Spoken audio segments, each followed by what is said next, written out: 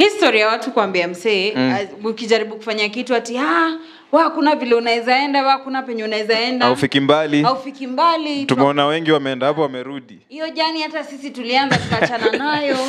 Unaona? Vitu kama hizo zimekuwa mingi kwa the industry kwa content creation.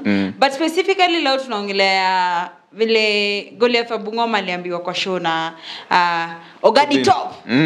Ogobina. All round msanii superstar. MC. We. Alikama kambia Goliath.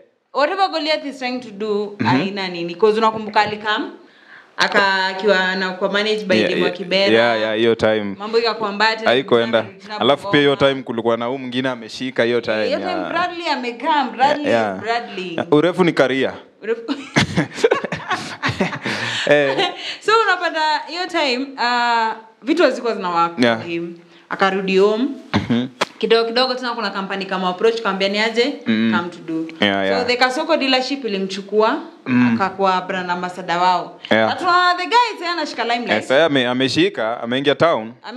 Jana unapata anabonga kushindana vile Bradley alikuwa anaongea na interact na wasemo. Sijui ni juu I don't know nani ana manage at the time, but na feel kama ako manage na msee anafanya very good job.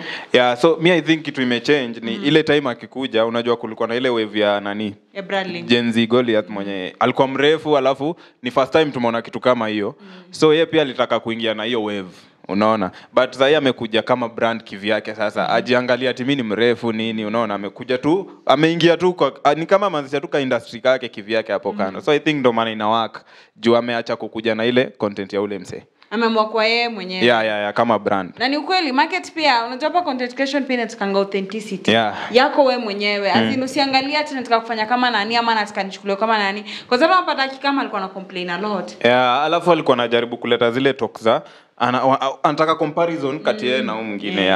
Watu wanijali situ mashow magig, but big up to Kasoko, at least wamekuwa naye. Alikuwa nimesikia juzi manager ikiandikwa mahali amesema kijana akijua kuendesha gari kesho tunamwona tu hapa akispin. Anatosha kweli hapo. Wanatoshia kama Bradley alitoshia. Ni driver uendeshe hiyo gari lakini sawa. But big up to him, at least tunamcongratulate kwa whatever he's doing. Aendelee tu na hiyo direction, do your own thing. Wale watu watakuona pale nje, wewe fanya tu venye wewe unaweza fanya, utaonekana pale nje. Content creation ukijaribu kufuata show ya mse mwingine unaweza lose, utapotea. Kwa sababu Juangi anatumianga barabara gani, unaweza barabara tunaenda tu place moja lakini moja ako na mawe na mwingine ako kwa lami. So big up to whatever you are doing, very proud of you Goliath wa Bungoma.